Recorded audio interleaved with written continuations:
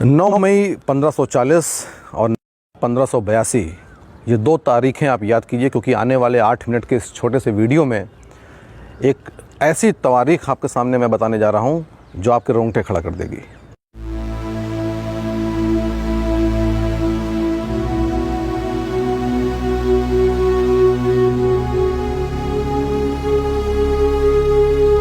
नमस्कार, मैं आलोक पांडे। 9 मई 1540 के दिन यानी आज ही के दिन लगभग 480 साल पहले महाराणा प्रताप का जन्म हुआ था कुंभलगढ़ में। और महाराणा प्रताप की जब हम बात करते हैं तो सबसे महत्वपूर्ण घटना उनके जीवन की जो हर बच्चे को यहाँ पे मालूम है वो है हल्दी घाटी का युद्ध। हल्दी घाटी का युद्ध हुआ ही ऐसा था कि वो अपने इतिहास की पुस्तकों से कहीं जा नहीं सकता, भारतीयों की मानसिक प्रेरणा से कहीं जा नहीं सकता। लेकिन वास्तव में राणा को जो महाराणा बनाया है वो हल्दी घाटी का युद्ध नहीं, हल्दी घाटी के युद्ध के बाद का उनका 20 साल का वो संघर्ष है जो उनके शौर्य, उनके धैर्य, उनके डिटर्मिनेशन को, उनके करेज को, उनके बलिदान को हमारे सामने प्रस्तुत करता है। और आज भारतीय युवाओं के सामने जो एक हीन भावना की, और पर्टिकुलरली हिंदू युवाओं के सामने जो एक हीन भावना की स्थिति पैदा हो रही है, उसको दूर करने के लिए राणा के इस इतिहास को जानना बहुत ज़रूरी है। मित्रों, हम जानते हैं कि जब अकबर गद्दी पर बैठा तो उसके पश्चात उसने लगभग उत्तर भारत के पूरे क्षेत्र को अपने अधिकार में ले लिया था। लेकिन राजपूताना में सिसोदिया वंश एक ऐसा वंश था जो उस वक्त राणा प्रताप के अधीन था, जिसको वो जीत नहीं पा रहा था। और ये उसके लिए बहुत ज़रूरी था क्योंकि गुजरात का जो भी व्यापार था वो उसी क्षेत्र से होकर के करना पड़ता था। और एक दूसरा यानी स्ट्रेटेजिक पॉइंट ऑफ व्यू से भी इसलिए महत्वपूर्ण था क्योंकि सारी राजपूत सेना उसके सामने घुटने टेक चुकी थी सिवाय सिसोदिया वंश के। और जब तक वो उनके अधीन नहीं आता था तब तक पूरे राजपूताना की, पूरे हिंद की जो एक सॉवरेनिटी है वो उसके पास नहीं आ सकती थी। इसके लिए 1576 में हल्दी घाटी का बहुत ही प्रसिद्ध युद्ध हुआ जिसमें महाराणा प्रताप के पास मात्र 5000 की फोर्सेस और सामने जो मुगल फोर्सेस थी वो लगभग 30,000 की थी। लेकिन उसके पश्चात भी ये युद्ध इतना भयानक हुआ था कि 5 से 6 घंटे चलने वाले इस युद्ध में कई मुगल सैनिक मारे गए। राणा प्रताप को पीछे हटना पड़ा। चेतक का शौर्य हम इसमें देखते हैं जिसमें वो उनको सुरक्षित स्थान पर लेके जाता है, अपने प्राणों की आहुति दे देता है। लेकिन इसके पश्चात भी मुगल फोर्सेस को डिसीजिव विक्ट्री जो कहलाती है वो नहीं मिल पाई थी। महाराणा प्रताप कुंभलगढ़ और उदयपुर के क्षेत्र में चले गए थे और ये इतनी भयानक लड़ाई थी कि मान सिंह और बाकी मुगल फोर्सेस राणा प्रताप के पीछे उनको पकड़ने के लिए जा भी नहीं सकी, क्योंकि उनको मालूम था कि ये कहीं छुपे होंगे और फिर से अटैक करेंगे, हम बुरी तरीके से हमको हर्ट होगा। इसलिए मान सिंह वापस चले जाते हैं।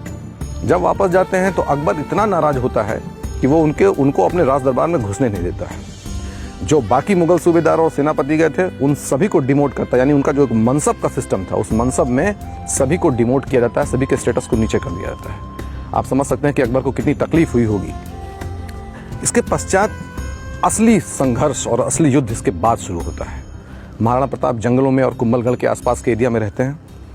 अकबर यहीं पर चुप नहीं होता है। 1576 की इस घटना के बाद 1577 में एक फिर से फोर्स भेजी जाती है। ये फोर्स शाहबाज हुसैन, सैयद कासिम, सैयद हाशिम और मान सिंह तो थे ही, लगभग 30,000 की फोर्स फिर से राणा प्रताप के लिए जाती है।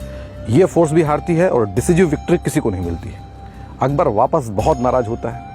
1578 में अगेन द फोर्स और रीइंफोर्समेंट वाज गिवन। कितना महत्वपूर्ण था सिसोदियाओं को हराना अकबर के लिए, आप इसे समझ सकते हैं। ये फोर्स भी शहबाज खान के अधीन जाती है और इसमें एक बहलोल खान का भी एक नाम आता है सेनापति का, जो बहुत लंबी हाइट का और बहुत ही क्रूर व्यक्ति था। ये भी वहाँ जाता है।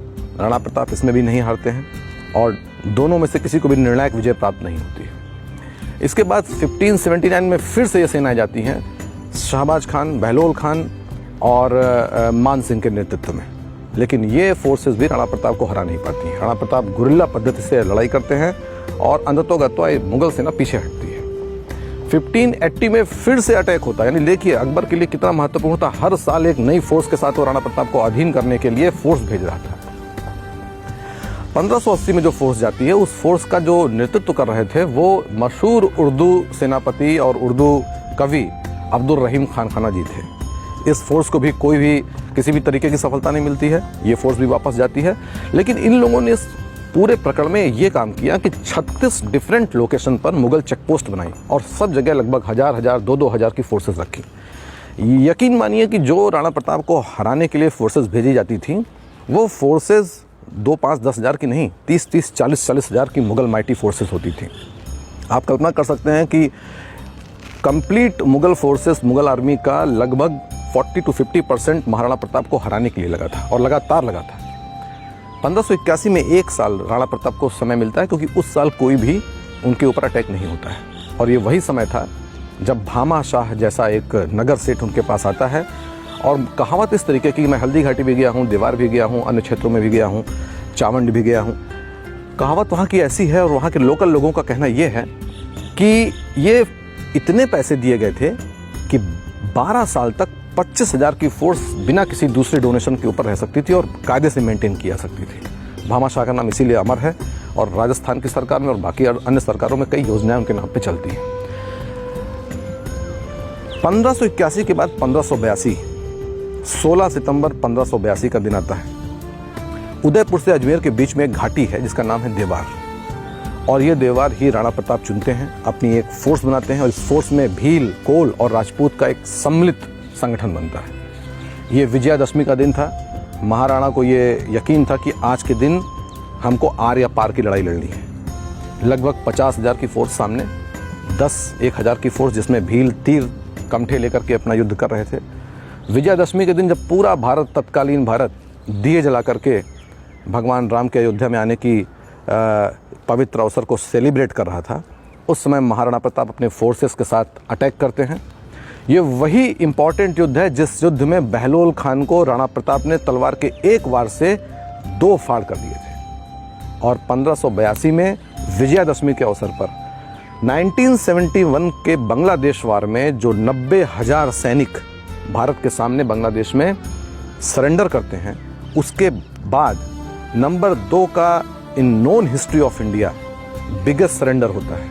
36,000 मुगल आर्मी के सिपाही महाराणा प्रताप के सामने सरेंडर करते हैं। ये पूरे दिन चलने वाला ऐसा भयानक युद्ध था जिसमें डिसिसिव हार होती है मुगल आर्मी की, और चित्तौड़ को छोड़कर, केवल चित्तौड़ के किले और उसके आसपास के एरिया को छोड़ करके कंप्लीट मेवाड़ महाराणा प्रताप के अधीनता में आ जाता है, जो उन्होंने शपथ खाई थी कि मैं उदयपुर के या किसी भी महल में जाकर के रहूँगा नहीं, मैं कभी भी पलंग पर नहीं सोऊंगा जब तक मुझे ये डिसिसिव विक्ट्री नहीं मिल जाती।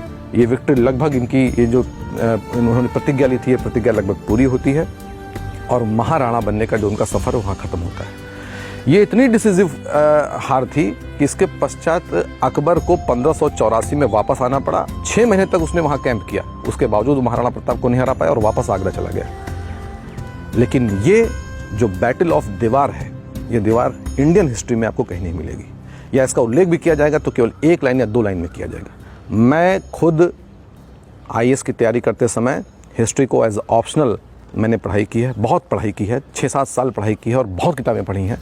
लेकिन जो बैटल ऑफ दीवार है, ये बैटल ऑफ दिवेर हमको कहीं भी दिखाई नहीं पड़ती, या दिखाई भी पड़ती तो 1-2 लाइन में। भारतीय युवाओं, विशेष रूप से हिंदू युवाओं में जो हीन भावना की भावना है और वो इन्फीरियरिटी कॉम्प्लेक्स से अपनी नज़रें नीचे करके चलते हैं, उनके लिए जानना बहुत ज़रूरी है।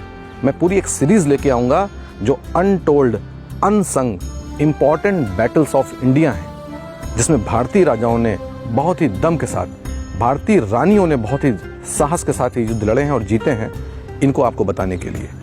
इस बैटल ऑफ दिवेर का ना तो कोई उपन्यास बना है, ना कोई बॉलीवुड की मूवी बनी है, ना हिस्ट्री की बुक्स में उनको वो सूटेबल प्लेस मिला है जो इसको मिलना चाहिए था।